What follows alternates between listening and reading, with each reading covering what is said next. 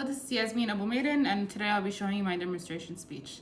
To start off, I'm going to show you guys the ingredients for the traditional Caribbean breakfast.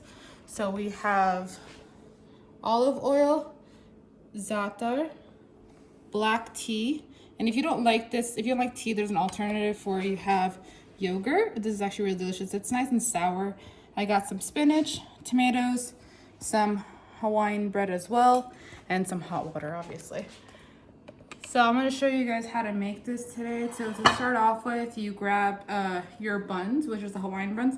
Traditionally, you would make this with some dough or pastries.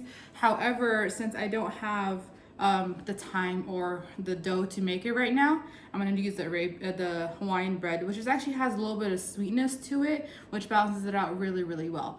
And while you're doing that, make sure you preheat the oven for 350 degrees. Oh, and I forgot, I have my little audience in the background right here.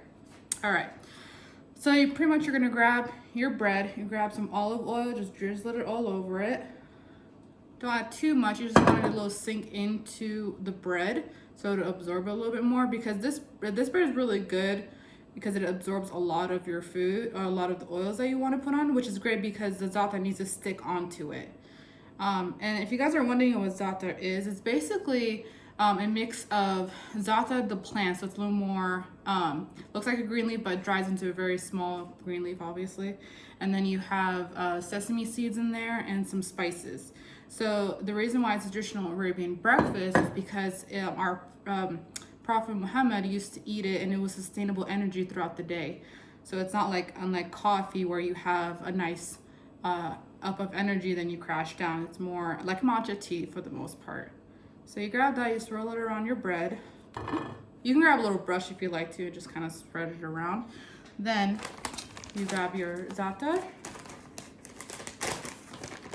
grab a little spoon, grab some of it, just sprinkle it on top. You can put as much or as little as you want if you like. It's completely up to you. It is a little more sour, so if you're not more on the sour side, I'll probably do a little bit less. But if you like sour like me, I love to put a lot on it. Just like so. So you spread it around, and now it's ready for the oven. So you grab your tray, you already had one preheated in the oven. You place your bread on top and place it in the oven for 5 minutes.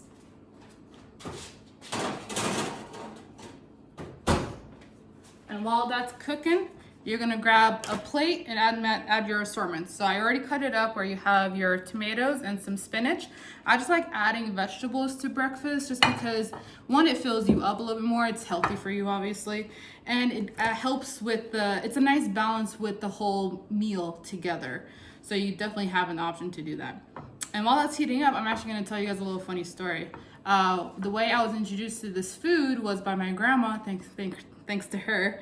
There was one day she tried to teach me how to do it, and I was out of her house. We were kneading the dough, and I remember her face being, she had a cringed face because I was kneading the dough so much, and it became super hard.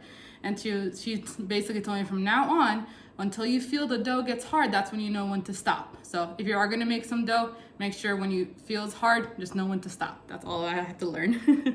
And while that's doing that, I actually heated up some tea so that I'd be ready for it. So you grab your tea or grab your hot water, pour it in the mug, and let it steep for a couple minutes for the tea to get, either you can do as light or as dark as you like. It's completely up to you, whatever your comfort level is.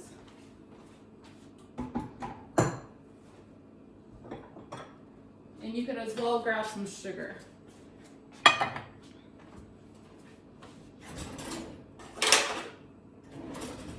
I like my tea a little bit more sweet, so if you like sweeter tea, you could add about 2.5 spoonfuls of like a regular teaspoon. Half a teaspoon. Just mix it around. And now your tea is definitely ready.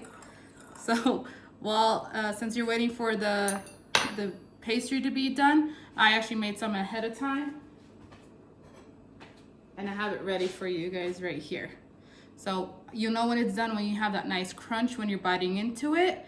And that's when, you know, like it could be crunchy on the outside, but a little chewy in the middle. And that's when you have like that perfect bite, and then follow it up with some tomatoes and some spinach.